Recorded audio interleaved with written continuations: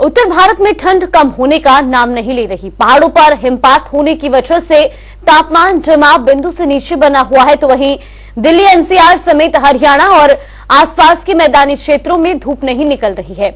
उत्तर प्रदेश में आज और कल लखनऊ समेत 55 जिलों में घना कोहरा छाए रहने का अनुमान है। पिछले कई दिनों से ये स्थिति बनी हुई है। मौसम विभाग के अनुसार जमीन से 100 से 150 मीटर की ऊंचाई पर कोहरा होने से सूरज की किरणें ठीक से धरती तक नहीं पहुंच पा रही है। इस वजह से कोल्ड डे की स्थिति बनी हुई है। मौसम विभाग के मुताबिक अगले हफ्ते में पश्चिमी विक्षोभ सक्रिय होगा और इस वजह से सोमवार से बुधवार तक 3 दिन आसमान में बादल छाए रह सकते हैं और कई जगह हल्की बारिश भी पड़ेगी।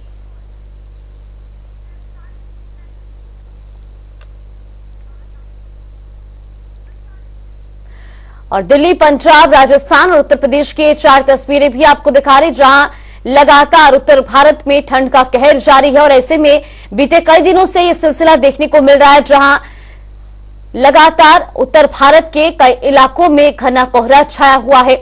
हालांकि मौसम विभाग की ओर से भी स्पष्ट किया गया है कि आने वाले कुछ दिनों में अभी ठंड बरकरार रहेगी और ऐसे में पश्चिमी विक्षोभ के चलते जहां आने वाले 3 दिनों में आसमान में बादल भी छाए रहेंगे और कई जगह पर बारिश भी हो सकती है। दिल्ली में भी लगातार अगर बात की जाए तो कोल्ड वेव का प्रहार जारी है और ऐसे में 10 डिग्री तक तापमान पहुंच चुका है। वैसे खबर पर ज्यादा जानकारी के साथ फरीदाबाद से हमारे सहयोगी मुकेश राजपूत और जींद से परमजीत पवार हमारे साथ जुड़ गए। मुकेश, सबसे पहले आपसे जानना चाहेंगे, लगातार जो ठंड का प्रकोप है वो बरकरार है। स्थिति देखी जाए तो आने वाले दिनों में भी कुछ इसी तरह की जो तस्वीरें हैं वो देखने को मिलेंगी। फरीदाबाद में फिलहाल क्या कुछ हालात बने हुए हैं? देखिए जागृति, बिल्कुल फरीदाबाद में हालात इस समय सर्दी के सितम से सब परेशान हैं, क्योंकि सुबह हम देखें कि सुबह के 4 बजे से लेकर के जो है वो कम से कम 8-9 बजे तक जो है वो लगातार कोहरा बरकरार जारी रहता है और ऐसे में टेम्परेचर भी जो है वो 6-7 डिग्री सेल्सियस तापमान के जो है वो समीप रहता है। तो ऐसे में कहीं ना कहीं कड़ाके की ठंड जो है वो फरीदाबाद में देखी जा रही है और ऐसे में लोगों को जो है इस ठंड से बचने के लिए घरों और अलाव और गर्म सहारों का जो है वो गर्म कपड़ों का जो सहारा है वो कहीं ना कहीं लेना पड़ रहा है। घरों में से लोग जो है वो बाहर नहीं निकल रहे हैं। और आज तो अगर जो मौसम की बात करें तो आज सुबह से जागृति ठंडी जो शीत लहर है वो कहीं ना कहीं चल रही है, हवा चल रही है और ऐसे में कहीं ना कहीं लोगों को जो है वो हवा ये परेशान कर रही है। एक तरफ जो है लगातार जो घटता हुआ तापमान है और दूसरी तरफ बात करें तो ये शीत लहर कहीं ना कहीं लोगों को काफी परेशान कर रही है। हालांकि अगर बात करें बीते कल की, तो बीते कल सुबह करीब जो है वो 5 बजे करीब जो है वो हल्की फुल्की बूंदाबांदी जरूर देखने को मिली थी और आज भी हम देख रहे हैं कि आसमान में जो है वो बादल छाए हुए हैं, तो धूप निकलने का नाम नहीं ले रही है और ऐसे में कहीं ना कहीं लगातार ठंड बरकरार जारी है। और ऐसे में मौसम विभाग की तरफ से ये भी जो है वो सूचना मिली है कि आने वाले कुछ दिनों में लगातार ये ठंड जो है वो ऐसे ही जारी रहेगी। तो ऐसे में कहीं ना कहीं लोगों को इस ठंड से बचने के लिए जो है वो अलग अलग जतन जो है वो करने पड़ रहे हैं। कोई अलाव का सहारा ले रहा है, तो कोई ज्यादा गर्म कपड़े पहन रहा है, तो कोई घर से बाहर ही नहीं निकल रहा। बहुत कम जो है संख्या में लोग जो है वो घरों से बाहर निकल रहे हैं, क्योंकि ऐसी कड़ाके की ठंड में बाहर व्यर्थ घूमना जो है वो बेवकूफी है। तो ऐसे में कहीं ना कहीं लगातार हम देख रहे हैं कि बाजारों के अंदर भी बहुत कम मात्रा में लोग पहुंच रहे हैं। लोगों का मानना है कि ठंड बहुत ज्यादा है और ऐसे में कहीं ना कहीं इस ठंड से बचने के लिए सिर्फ और सिर्फ गर्म कपड़े, अलाव और घर का जो है वो कहीं ना कहीं सहारा लिया जाए तो बेहतर है, नहीं तो बीमारी जो है वो कहीं ना कहीं हमें जकड़ सकती है। तो ऐसे में सर्दी, खांसी, जुकाम जैसी स्थिति जो है वो आमतौर पर जो है सभी लोगों को कहीं ना कहीं हो रही है। तो ऐसे में लोग जो है वो कहीं ना कहीं इस कड़ाके की ठंड से बचने का प्रयास जो है वो कहीं ना कहीं करते हुए नजर आ रहे हैं। बिल्कुल परमजीत, आपसे भी जानना चाहेंगे, एक तरफ लगातार बढ़ती ठंड लोगों के लिए परेशानी का सबब बन रही है, तो किसानों के लिए सर्दी काफी फायदेमंद मानी जा रही है। जींद में फिलहाल क्या कुछ स्थिति है? बिल्कुल जागृति, देखिए लगातार पिछले 10 दिनों से सूर्य देवता के दर्शन नहीं हुए। हालांकि ठंड बहुत ज्यादा पड़ रही है। पिछले कई सालों का रिकॉर्ड जो है अब की बात ठंड ने तोड़ दिया है। बुजुर्गों से हमारी बात हुई, उनका यह कहना था, देखिए इतनी जो ठंड है काफी साल पहले पड़ी थी, लेकिन अब जो है सभी रिकॉर्ड ठंड ने तोड़ दिए। क्योंकि देखिए लगातार जिस प्रकार से आसमान से हल्की बूंदाबांदी हो रही है, तो लगातार हालांकि किसानों की फसल की जो गेहूं की फसल है उनके लिए फायदेमंद है ये ठंड, और जो सरसों की फसल उनके लिए फायदेमंद है। लगातार किसानों के चेहरे खिली है, लेकिन किसानों का अब ये कहना है कि अगर ठंड नहीं बढ़ेगी तो हमारी जो फसल है वो कैसे जो है होगी। तो अब भगवान भी हमारे पर मेहरबान है, लेकिन वही जो है आम लोगों के लिए ठंड बेहद खतरनाक है। लोग अब जो है अलाव का सहारा लेकर ठंड को दूर भगा रहे हैं। और वहीं बात की जाए तो लगातार जो बाजार हैं वो सुनसान पड़े हैं। अभी जो यात्री भी अब घरों से बाहर नहीं निकल पा रहे, क्योंकि लगातार यात्रियों को भी काफी परेशानी का सामना करना पड़ रहा है। जो जिन बस स्टैंड है वहां पर खचाखच भीड़ होती थी, लेकिन अब कहीं ना कहीं बस स्टैंड भी सुनसान दिखाई दे रहा है, क्योंकि जितना यात्री जो है धूप निकलते थे, जब निकलते थे घरों से बाहर, अब ऐसा नहीं है। तो लगातार हर जो है चाहे बाजारों की बात करें, चाहे जो है यानी कि हर वर्ग कुल मिलाकर के सर्दी से परेशान है। हालांकि किसानों के लिए काफी फायदेमंद ये सर्दी है। मुकेश, आपसे ये भी जानना चाहेंगे, एक तरफ सरकार की ओर से जो बेसहारा लोग हैं उनके लिए रैन बसेरे की व्यवस्था की जाती है, लेकिन कहीं ना कहीं जो प्रशासन के अधिकारी है, जो तमाम प्रशासनिक कर्मचारी है, उनकी ओर से लापरवाही भी देखने को मिलती है। फरीदाबाद में किस तरह की व्यवस्थाएं प्रशासन की ओर से रैन बसेरों में की गई है, क्योंकि लगातार ठंड का प्रकोप जारी है?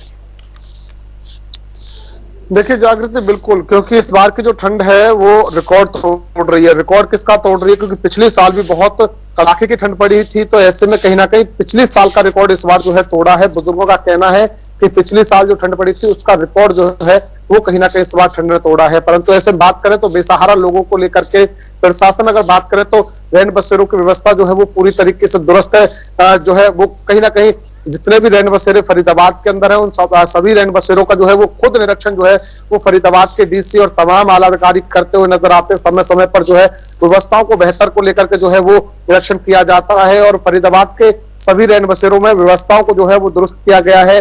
चाहे वहां पर यात्रियों की बात की जाए और साफ तौर पर जो है वो रैन बसेरे में जो चौकीदार होता है उसको भी निर्देश दिए गए हैं, यदि किसी के पास, क्योंकि जब उसमें रैन बसेरे में किसी को रुकना हो तो उसको आईडी प्रूफ देना पड़ता है, आधार कार्ड हो या पैन कार्ड हो या मोबाइल नंबर हो, इस तरीके की चीजें जो है वो जानकारी के बाद होती है।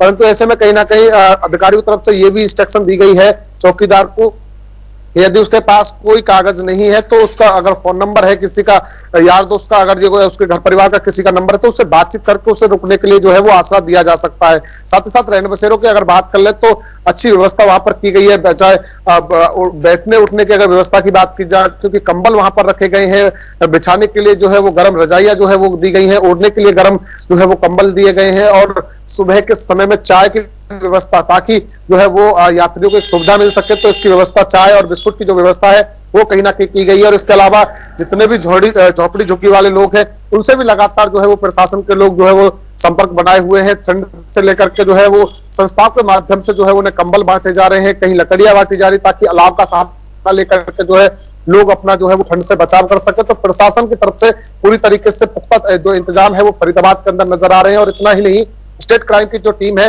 वो लगातार जो है वो वृद्धाश्रम के जो ट्रस्टी है उनसे लगातार कांटेक्ट करने के बाद जो रोड के ऊपर जो भिखारी रहते हैं या जो गरीब लोग रहते हैं जिनका कोई नहीं है आगे पीछे, तो ऐसे लोगों को रेस्क्यू कर बाकायदा उन्हें जो है वो वृद्धाश्रम पहुंचाने की कोशिश की जा रही है, ताकि कोई भी बुजुर्ग, कोई भी बेसहारा, कोई भी ऐसा जो व्यक्ति जिसके आगे पीछे कोई ना हो, वो व्यक्ति ठंड के चलते ना मरे। इसको लेकर के जो है रेस्क्यू कर उन्हें जो है बाकायदा जो है वो वृद्धाश्रमों में जो है वो पहुंचाया जा रहा है, ताकि ठंड से इस बार जो है उनकी जान बचाई जा सके, क्योंकि कड़ाके की ठंड लगातार जो है वो उत्तर भारत में देखी जा रही है और फरीदाबाद के अंदर भी ये सितम बिल्कुल जारी है। जी बिल्कुल। परमजीत, आपसे भी जानना चाहेंगे, एक तरफ जहां जो बेसहारा लोग हैं उनके लिए रैन बसेरों की व्यवस्था की गई है, लेकिन इस सर्दी का प्रकोप कहीं ना कहीं जो आवारा पशु या बेसहारा पशु जो सड़क किनारे रहते हैं उनके लिए भी लगातार ये ठंड मुसीबत के लिए घड़ी एक रहती है।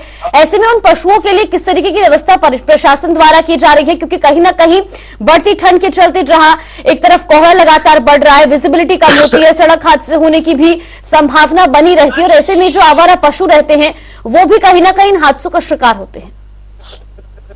बिल्कुल, देखिए लगातार जो आवारा पशु हैं, हालांकि जिन प्रशासन की तरफ से जो आवारा पशु है उनको जो अस्थायी निरीक्षालय बनाए गए वहां पे छोड़ा गया है, लेकिन उनको ठंड ना लगे उन पर गर्म कंबल भी जो है ढके गए हैं ताकि वो भी ठंड से बच सके। और लगातार जो सामाजिक संस्थाएं हैं, चाहे अग्रवाल समाज की बात करें तो लगातार सामाजिक संस्थाएं भी सामने रही है वो जो है चाहे वृद्ध आश्रम की बात हो, चाहे जो है रैन बसेरों की बात हो, चाहे जो झोपड़ी पट्टी में रहते हैं उनकी बात हो, तो लगातार जो सामाजिक संस्थाएं हैं वो जो है गर्म कंबल, जो है कपड़े, गर्म बिस्तर उनको जो है लगातार बांट रहे हैं ताकि हर घर तक जो है बिस्तर पहुंचे और किसी को जो है ठंड ना लगे। तो लगातार सामाजिक संस्थाएं भी सामने आ रही है। और बात की जाए तो स्वास्थ्य विभाग की स्वास्थ्य विभाग के जो सीएमओ है doctor Gopal Goyal civil hospital, लगातार उनका ये कहना है कि देखिए लगातार जो ठंड बढ़ रही है उसके कारण से लगातार लोगों में जो है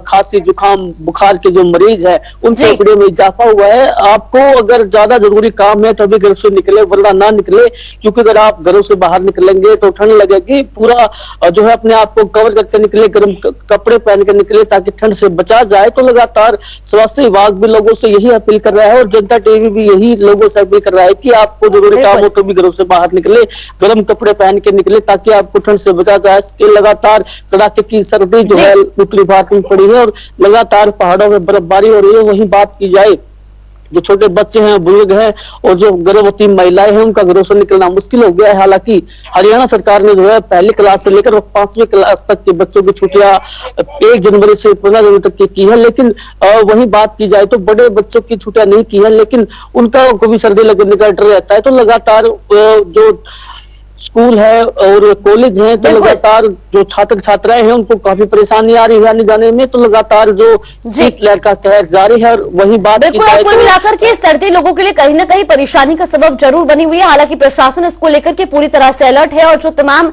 बेसहारा लोग हैं उनके लिए भी प्रशासन एकजुट होकर के यहाँ पर मदद करता नजर आ रहा है। फिलहाल आप दोनों का बहुत बहुत धन्यवाद हमारे साथ जुड़ने के लिए और तमाम जानकारी हम तक पहुंचाने के लिए।